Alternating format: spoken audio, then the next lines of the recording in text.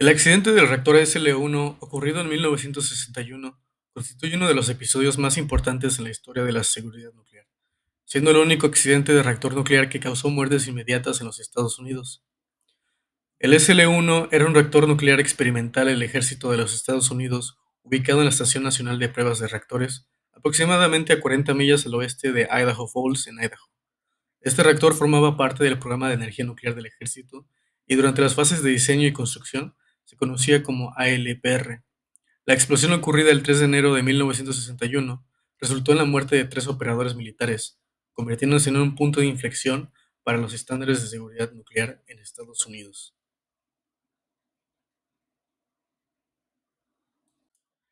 El ESL-1 fue diseñado como prototipo para reactores destinados a proporcionar energía eléctrica y calefacción para pequeñas instalaciones militares remotas, principalmente sitios de radar cerca del Círculo Ártico y las estaciones de la línea DEW, que proporcionaban alerta temprana contra ataques soviéticos.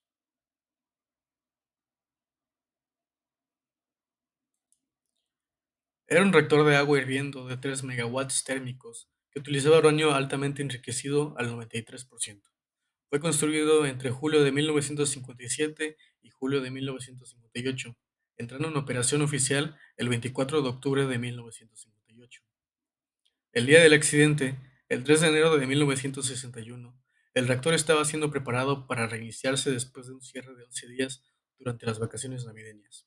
Los procedimientos de mantenimiento requerían que las barras de control fueran extraídas manualmente unos centímetros para reconectarlas a sus mecanismos de accionamiento.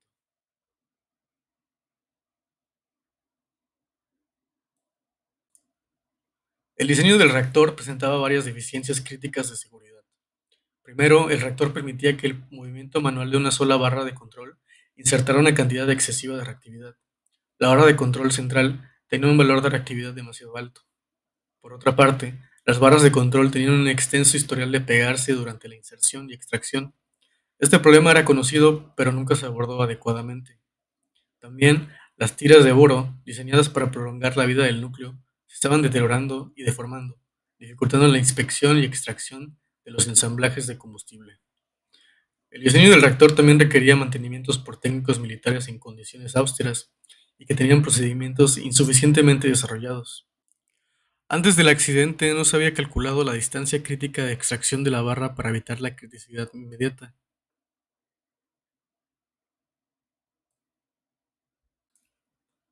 A las 9 p.m. del 3 de enero de 1961, durante el mantenimiento rutinario, uno de los operadores extrajo la barra de control central aproximadamente 50 centímetros en medio segundo, cuando el máximo permitido era de 10 centímetros.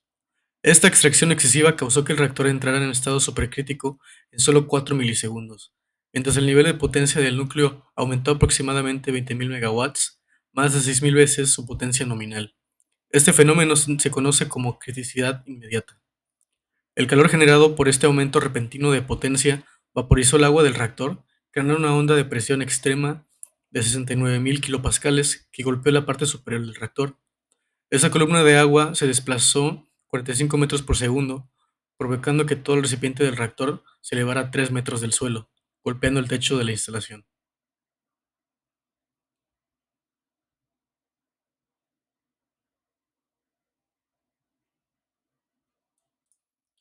Como resultado del accidente, se produjo una significativa liberación de material radioactivo. Aproximadamente 80 curies de yodo 131 fueron liberados al ambiente. Alrededor de 1.100 curies de productos de fisión se liberaron a la atmósfera, incluyendo isótopos de xenón, kriptón, estroncio 91 e itrio 91. El 30% del inventario de combustible nuclear del reactor desapareció del recipiente después del accidente. La contaminación radiactiva se detectó en la cercana ciudad de Atomic City, Idaho. Alarmas automáticas de detección de calor alertaron al departamento de bomberos alrededor de las 9:05 p.m. Equipos de seguridad y bomberos de la Comisión de Energía Atómica respondieron, pero encontraron niveles de radiación de 25 Roentgen hora y tuvieron que retirarse inicialmente. Después, dos equipos de rescate entraron al edificio detectando niveles de radiación de hasta 500 Roentgen hora en el piso del reactor. Encontraron a uno de los operadores aún con vida, quien fue evacuado pero falleció poco después debido a sus heridas. Seguidamente, la recuperación de los tres cuerpos fue extremadamente difícil debido a los altos niveles de radiación.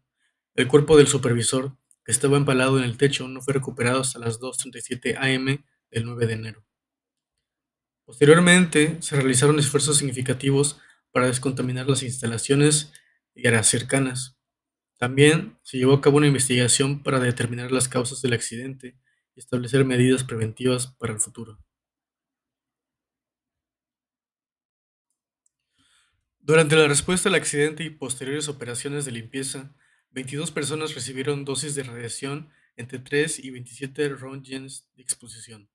En total, la remoción de desechos radiactivos y la recuperación de los tres cuerpos expusieron a aproximadamente 790 personas a niveles significativos de radiación.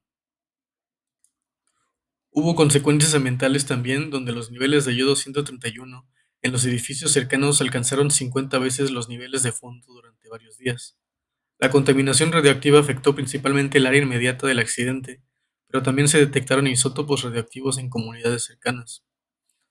Por otro lado, las tiroides de conejos silvestres mostraron niveles alarmantes de yodo 131, hasta 750.000 picocuries por gramo cerca del SL1, 180.000 picocuries gramo en Atomic City y 50.000 picocuries por gramo en Tabor, una localidad cercana.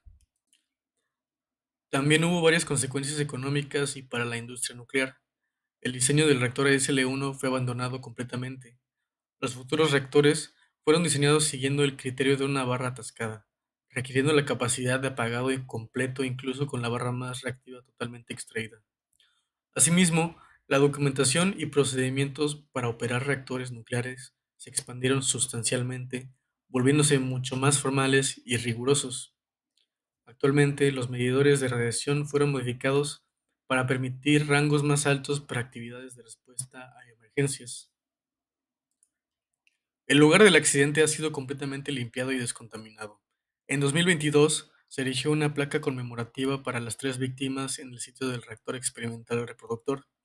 El accidente sigue siendo un caso de estudio fundamental en seguridad nuclear e ha influido significativamente en el diseño, operación y protocolos de seguridad de las instalaciones nucleares modernas.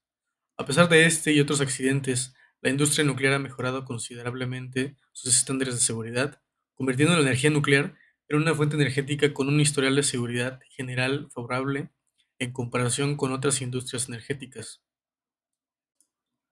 El accidente del ESL-1 representa un trágico ejemplo de cómo deficiencias en el diseño, mantenimiento inadecuado, procedimientos insuficientes y posibles errores humanos pueden combinarse con resultados catastróficos.